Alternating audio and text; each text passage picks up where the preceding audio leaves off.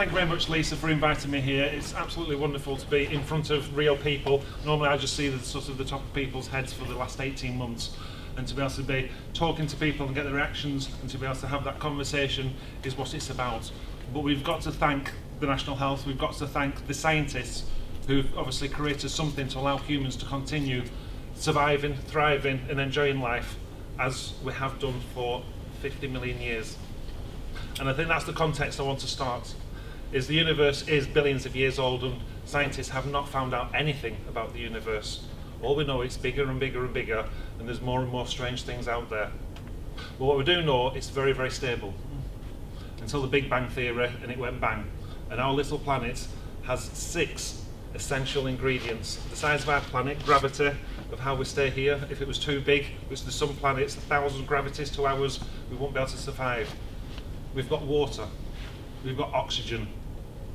The moon that spins around at night time is what's causing the water to move. The temperature, this Earth, if we dig down far enough, is still a volcano. It's still cooling down. It still hasn't stopped spinning. So it puts in context that our lives is a fleeting moment, nothing more. That nature started hundreds of millions of years ago with the first organism. And then humans came along only 50 million years ago.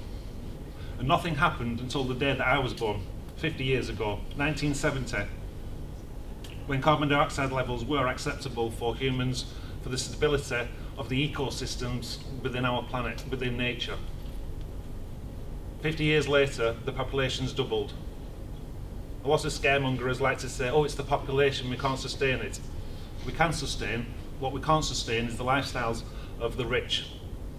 And the rich is every one of you sitting here, whether you believe it or not. The top 10% of the world emit 50% of the emissions that are causing the problems that we've got in climate emergency. That's anybody whose parents or who will earn more than £23,000, which in today's terms is just above minimum wage, which is incredible. 20% of the population live on less than 50 pence a day. They're not contributing to climate change whatsoever. Neither are they aware of the horrendous circumstances that they will find in 30 years, in 50 years, unable to do anything about it, just as animals are not able to do anything about the issues that we cause with them. So what does cause climate change? What does cause the climate emergency that we find ourselves in? It's the fact that we have 78 billion animals living on this planet for which we exploit for food. It's the fact that the consumption by those rich is just continuing and continuing without any understanding of the implications and the actual real costs of what those purchases are. But what has come about in the last few years, because we've now actually seen what was global warming, which was then discredited by oil companies, fossil fuel companies, even certain governments. We have Brazil still. The Amazon rainforest, when I was at your age, was seen as the sink for carbon, and as it got warmer, it was growing faster. We've now got in places of the Amazon, it's now no longer a carbon sink, it's actually emitting because of the amount of fires that they've got. The fires in Siberia, the fires in Australia that you saw. Every single day now, every single week. And as Lisa said, have you heard the news? I was being informed by the Sunday Times last week on Friday, and obviously Friday it all went wrong because carbon dioxide was switched off. I was in a meeting Tuesday. The cost of somebody wanting to start a contract with electricity, it's usually about 10 pence, it's now 30 pence, it's gone 3 times as much. That's an emergency. That's an emergency for that company wanting to make carbon dioxide. That's an emergency for the petrol that obviously BP said that they've not got any drivers. They were only talking about a few, but what did we see? We saw a panic. That's an emergency. Rochdale Council's declared climate emergency, Greater Manchester's declared climate emergency, our government's declared climate emergency. And then they've set a date for 2050. Driving here, 3 police cars were parked outside a house, and I think they're going to close the road. Somebody rang, and it was an emergency. They turned up straight away. We have a climate emergency when it was declared by people who are scientists who know what the climate emergency means. Is anybody aware that there's 7 years left? 7 years left to what's called the tipping point, which is the ecosystems that nature has, that's going to get disrupted to the extent so that humans will not be able to intervene, not with any amount of money. And what we're trying to do now is mitigate, prevent, slow down, whatever word you want to do, that we don't get past that tipping point, because at that point we will see the population drop dramatically by 2100. I won't be there to see that, but there'll be many of you here that will. There'll be many of you here that will see that your lives will be affected. Not in a minor way, significantly. COVID-19 was a wake-up call, nothing more. It wasn't even a big event in the terms of nature. It was once again humans damaging the environment for which animals lived in. And one bat that had lived for 55 million years, bats have been around, and its environment had been disrupted, and it moved and went somewhere else, and obviously got into the human food chain. That's one of the stories. There's many conspiracy theories, and I won't be going into that sort of area. But what we do clearly know is how fragile our lives are now. That this planet once was an ocean. The word ocean meant forever and ever and ever. That we thought we could just dump waste into the ocean. That we thought we could just dump waste everywhere. And what we've now got is a much better understanding. So there's people like Kate Rowland who've come out and sort of said, it's a donut economy. We've literally got a donut that we're outside the planet's boundaries. We now need 2.5 planets of its Earth's resources for us to sustain life. Not because of that poor 20, but because of that rich 10%. So we are the ones that are responsible for causing it, so therefore, realistically, we're continuing without taking any actions. Or we take responsibility for the actions and the implications of what all our purchasing is, our lifestyles are. So the example that everybody understands is the word sustainability. Sustain means to carry on, and it sounds boring to carry on, just being the same as it is. But the word sustainability has been defined very, very differently recently. And it's one that is worth looking up and worth remembering. And it was what started off then what's called the SDGs, which are the Sustainable Development Goals. And there's 17 of those. And it would be fantastic for Hopwood College to have an understanding of what those 17 goals are, and to have pictures around and for people to be able to champion and understand. Because this is where we have made that big, big difference, is that word education. Which is why I'm so proud to be here, to be in a place of education. Because it's learning the truth. Learning when we realise and be able to adapt and change. And COVID has learned us one thing, that we are able to adapt rapidly as humans. That the next generation will survive. The human race will survive. It's just that it might be only those few rich that have enough money to be able to adapt and survive in the hostile environment that we might face. Touching on COP26, they're claiming we're going to try and get to 1.5 degrees. We're already at 1.2 degrees. We'll be reaching 1.5 degrees in 2030-ish. Governments are already considering how are they going to cope with world order, with how the economy of the world is going to work if it gets to 4 degrees. And then a third of the land around the world will be uninhabitable by animals and plants. So it is an emergency. It is something that is clearly on my watch, because I want to give a legacy. There's no point in saying I can give you some money to my kids. What I want to be able to give them is that opportunity to be able to make that change, to be the reason why we are here as humans. So going back to the word sustainability, is meet the needs of the present, which is to be able to live, to eat, to have food, to have shelter. There's Maslow's hierarchy of needs, it's near the bottom of it, without compromising the ability of the future generations to meet their own needs. And that is the difficulty that we've got. That really is the difficulty that they've got. Does anybody know their personal carbon footprint? This is the fastest way for me to be able to suss out at what level people's understanding is of where they are on the journey to race to net zero. So on the 14th of October, I'll be greeting degree students doing environmental studies. And I'm sure if I ask the same question, they'll all say, mine's 7, mine's 12, mine's 20. And that is probably the easiest way for all of you today, or even now, jump on the internet and type in personal carbon footprint. And you'll find out it's down to the travel that you have. Flying on aeroplanes, driving around in fossil fuel vehicles. It's your diet. That's a third of your carbon footprint. It's the heating at homes, which is why the XR have put so much pressure on to sort of say homes should be insulated. Manchester is one of the older cities. It's a great city, but the way that those buildings were built, they didn't understand insulation at the time. And those houses need insulation. So once again, the poor are the ones who have to pay the heavy price. That the majority of their wages is towards rent, and then it's towards the heating of their homes. So what we need to do is, as academics, as people going into the construction industry, as people going into conservation, is what is it that we're doing personally? And that's the reason why it's changed my life in 2015 when I got planning permission rejected for a biomass burner. I was the same as you, just sitting there going, yeah, environmental stuff, yeah. Greenpeace was around when I was a kid. Why would I pay for somebody to fly up a boat and have fun? It just didn't resonate with me whatsoever. Now it resonates very, very differently.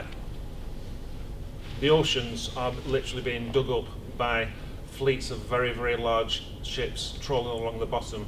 Catching the fish is half the problem. The big problem is damaging the ecosystem of our oceans. To the extent a fleet of fish were caught from a whale tracker. The size of the net would take up the whole of Hopwood College in one go. And it picked up a whale at the same time as all the fish. And that was just off the Galapagos Islands. That's how heavy, how hard, how industrial humans have become. I championed the first industrial revolution, which is when Rochdale became the epicenter almost of the world in what we could manufacture. And it is science, and it is science that will be able to solve the problems as long as people take the actions. And that's probably from the 6 awards that we've won nationally, from the Queen's Award, from the conversations that I have, to a few weeks ago, Martin Baxter is the policy director of this country for the environmental bill that's going through under VIEMA, the professional body for environmental people. And he says, Richard, you're leading the UK. You are trailblazing with the actions of Crystal Doors. And that's very much what it's all about. The technology is here today. It is the choice for us to make. And it's a choice that once we've been educated, it's our responsibility. It is acceptable that those that are ignorant, we go back to the poor 20%, they're not aware of what's happening in the world.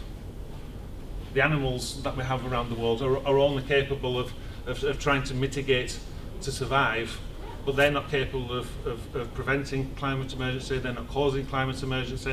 What we found is nature has a very, very complex balance of how everything goes together. And it's only now that we're starting to realise it's getting upset. And one of them is the 7 jet streams. We've got a jet stream, and if that fails, which it might do, and we've seen it, England might not see global warming. We might end up looking more like Iceland. It might be that we actually go down to about -10 degrees.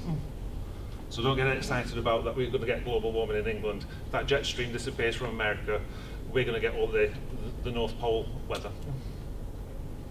But we don't know. The only thing that we do know is that we can influence other people and we can take actions of ourselves. So Crystal Doors, how did it all begin for myself? It was in 2015, no planning permission, close your company. There's no way I was going to do that and let my 31 employees have to find employment somewhere else. We enjoyed our work, we enjoyed the community that we've got together, and instead I then appealed. But without money, I couldn't pay a big consultant. I networked. I jumped on the internet and started learning. And then in 2019, we then went in for an award thinking, we're doing pretty well here, we've got this, we've got that, yeah, we'll see. And the judges came down and they said, Richard, when you filled the form in, you were amazing. When we came down here, you don't shout about what you do. You don't explain to other people. You need to be an ambassador. You need to be somebody who is, you've done it, you need to be able to tell other people to sort of show them the way. And then on the time of lockdown, we produce kitchen and bedroom, bathroom doors, the little cupboard doors that you open. So we're not an essential business. It was a case of close the business. But we do supply beds to hospitals and the overbed tops. Made a few telephone calls, and before I knew it, I had 8,000 overbed tops to manufacture for the National Health. Needed ASAP. Half the employees voted to say, yeah, we'll be furloughed, we'd rather be at home, we don't know what's going to happen with this virus. The other half said, yeah, we'll work 12-hour shifts, the factory can go to 24 hours. And they said, Richard, you go home, we don't want to see you again. Lock yourself up, and if everybody's got coronavirus, you then drive to the factory and you're going to have to run all the machines by yourself. 18 months later, I've now become the remote leader. Able then to be able to manage the employees, who are an absolutely incredible team who work together in a different way of what a business is about. That for me, the purpose of life is, as a human, to be a guardian for everything that we have that power to control. And as a guardian, you can exploit your children, as some parents do. As a guardian, you can also protect them, to care for them, and to make sure that they then survive in the future, which is what the animal kingdom does do. So for me, it's exactly the same for a business. Those with the most responsibility, those with the most wealth, have the most responsibility.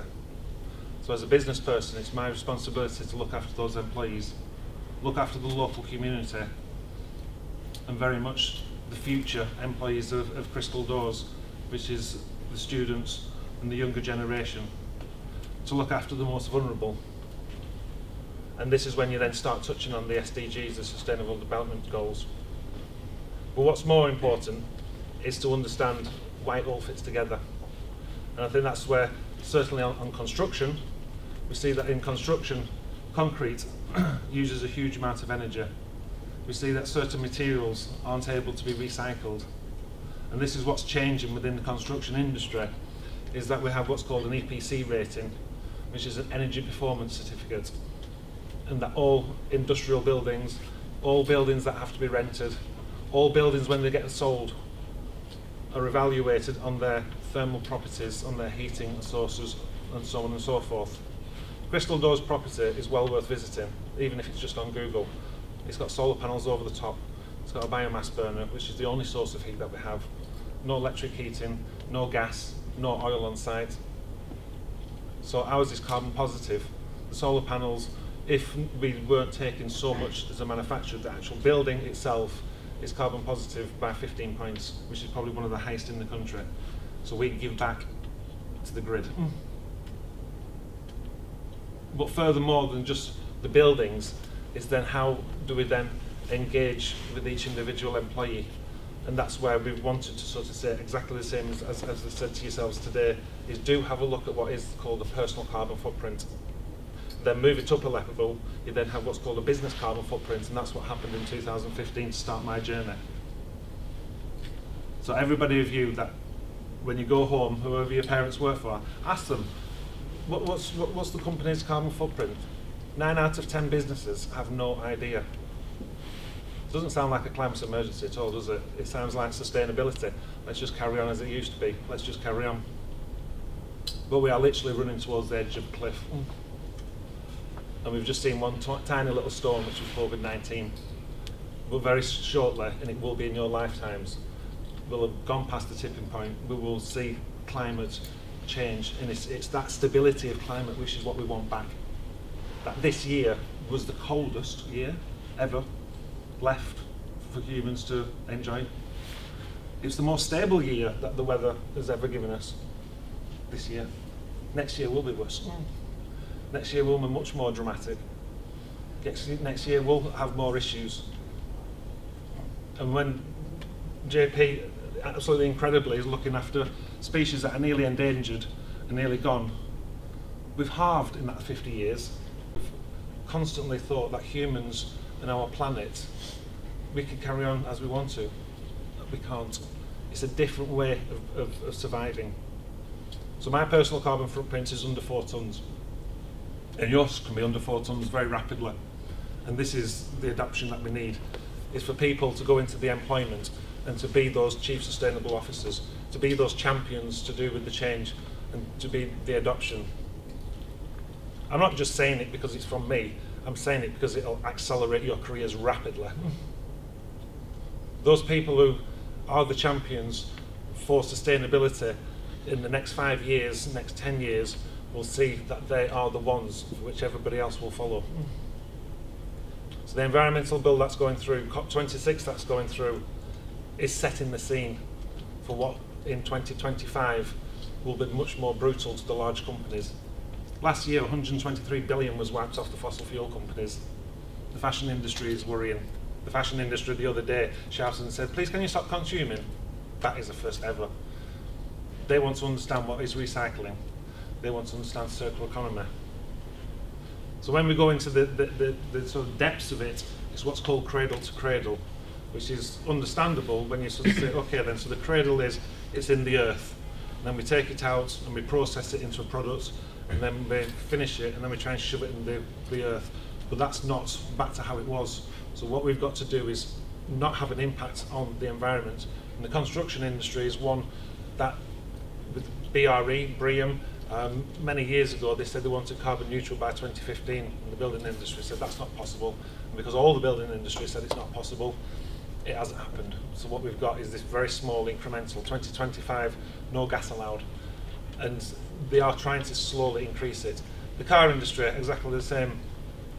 German manufacturers, all the manufacturers of cars around the world will try and get under the 99 grams as the average car, which is what was set by Europe. All of them failed. All of them expected that, well, it's not possible, until Tesla came along and proved something that's called disruptive. And that's what we want to see from all of you here, to be inspiring people. It's called disruptive innovation, where somebody has realised there's a different way of doing everything in construction, a different way of making cars. And obviously Tesla, at the time, 2012, I've turned up in the Tesla. Yes, I have got the P100D, 2.3 seconds, 0 to 60. It is fun doing environmental changes. But it's about how do we say, what I'm doing, I'm now conscious of what I'm doing. Being conscious of the decisions that you make each day. But for Crystal Doors, it's been very much an epic journey, one where everybody's been positive towards how we've continued and continued improving. We will continue to improve. The R&D team are now doing what's called a kitchen for life. At the moment, anybody who's had a kitchen replaced recently, they rip the kitchen out and they put all these little boxes in and they put them in and then you say, I want to change something, and say, oh, rip the kitchen out, we'll start again. Oh, it's the fashion, new fashion, rip the kitchen out and start again. That's not circular economy. Nobody's yet come up with circular economy.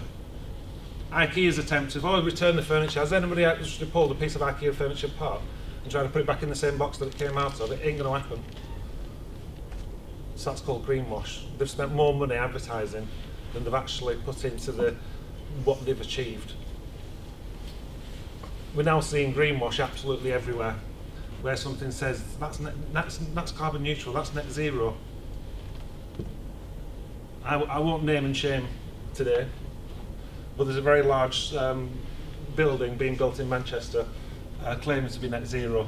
So I asked some very pertinent technical questions and they hadn't a clue, and they then realised they're not net zero. They are a long, long way off net zero. Net zero is when what's called entire product declaration, which is a full understanding of all the materials. So then ask Martin Baxter, who knows a lot more. You're not allowed to pull in from the grid your electricity. Is this building going to be self-sustaining? No. You've got to use your brown water and hopefully convert it and understand where your waste and sewage is going. Is their building going to be? No. Is the materials that they're going to get they're locally sourced, but it's got steel in it, it's got other things. It's got to be completely neutral. So we haven't made that impact on society, on the environment. And what we've got to realise is wealth is not really financial, because that really is that fleeting moment that I mentioned at the very beginning. Wealth is what we give back to nature. Wealth is what we give back to others. Wealth is that support. Wealth is being back to how humans were for their purpose on this planet, to be those guardians, for others, for our environment. So hopefully, one thing that will make a huge change is what's called a citizens' assembly or a people's assembly. And that's the people who are like-minded to debate, to discuss, to air the views, the worries, the fears, to want to learn about anything in Rochdale, locally, in Greater Manchester, in the world. But for that citizens' assembly to have a voice within Rochdale, that the students of Rochdale have that voice, because it's the people in power at the moment don't get it, don't understand, disbelieve, and those people aren't going to be the ones who need to worry about what's going to happen in 50 years' time. That's yourselves. And for yourselves to be able to say, I'm part of a citizens' assembly, a people's assembly, students' assembly, whatever you want to put there, but it's a group of people who then can vote and say, we want better action out of the local council. We want to be able to lobby the MP. We want to have a voice. And hopefully it's with partners such as myself and the partners that I've got to be able to then support you on your journey of learning about the environment and what your life is about here. Yes, it is about having fun. Yes, it is about looking after others and sharing those moments of happiness. But for me, it's very much about making sure you don't impact on somebody else. And I think that's the reason why there was 3 police cars there. I drove past and wondered what was going on. And then 50 yards down the line, motorbike flies out the corner, no registration plates, zooms down the road. I'm not too sure if it was a hit and run. I don't know what it was. I don't know if the two were associated. He thought he was having fun, but he didn't realise the impacts that he could have on other people. And that's what I'm saying, is that consciousness of what is the impact when you purchase something. I was only recently made aware solar panels, the big 5 solar panel producers in China, use what's called forced labour. That's whole communities like the whole lot of Rochdale have to work in that factory. They're not paid. They're fed. They're sheltered. They exist. We're not aware of what happens on the other side of the planet. But what has become very, very much is the World Wide Web. That humans now, for the first time ever, and especially yourselves who are very, very mobile literate, is to be able to get that world to shrink literally within seconds. I can remember one of the days I had 6 virtual meetings in that day. There was no way I could physically go somewhere. Last Wednesday I was at Westminster Abbey collecting an award for 300 years of Parliament to do with leadership and innovation. That was the whole day. Drive there, drive back. Now the speed of learning is incredible. The speed of copying is even faster. The ability to be able to see something and say, I can do that. So as soon as somebody's come out with a great idea, it is very, very rapidly adopted. And that's the reason why COVID-19 was mitigated from being an absolute catastrophe for the planet, which it could have been if the scientists couldn't quickly talk to each other. I've listened to the conversation to do with the people to do with the ventilator challenge that was the manufacturing in the UK, and the way that instead of the normal method of how slow everything is, all the councils work like this, all the governments work like this, you know, we'll have a meeting in 3 months, this was literally virtual meetings all the time, and the way that the cycles of the progression of the research and development occurred was absolutely incredible. That is the new way that we'll be manufacturing. What's called smart factories, what's called Industrial Revolution number 4, what's called IoT, Internet of Things. Artificial intelligence. Anybody know anything about artificial intelligence? Hey, excellent. So it's pattern matching. That's basically what it is. So your phone, when you talk to it, Google's recording you when it's switched off even. And then it sells it to Facebook, to social media. TikTok, as soon as you've downloaded it, that's how the Chinese are happy. Because they're taking all the data out of your phone. And then they pattern match. And those patterns are then able, with a computer, 24/7, no issues whatsoever, can constantly tap you and sort of say, we found a pattern. COVID-19 has been a perfect example of the ability to be able to do what's called data mine, which is to extract data. And it's that data that is changing and revolutionising this world. It's artificial intelligence that is going to remove 30% of all the jobs that exist today and replace it with 30% of new jobs that don't even exist today. And that's what's exciting for me, is I like crisis. I like change. I like innovation. I like the ability to be able to do something, because that's what humans are, very separate from animals, is we've got the ability to do what we want, and it's fun. And it's fun to do something different. And hopefully something different will start today. That Hopwood College can, like Crystal Doors, be nationally recognised. And that all of you here will be champions. Not just for your peers, but for your children and your future generations. That we can have a much fairer, safer and kinder world to live in. Thank you very much.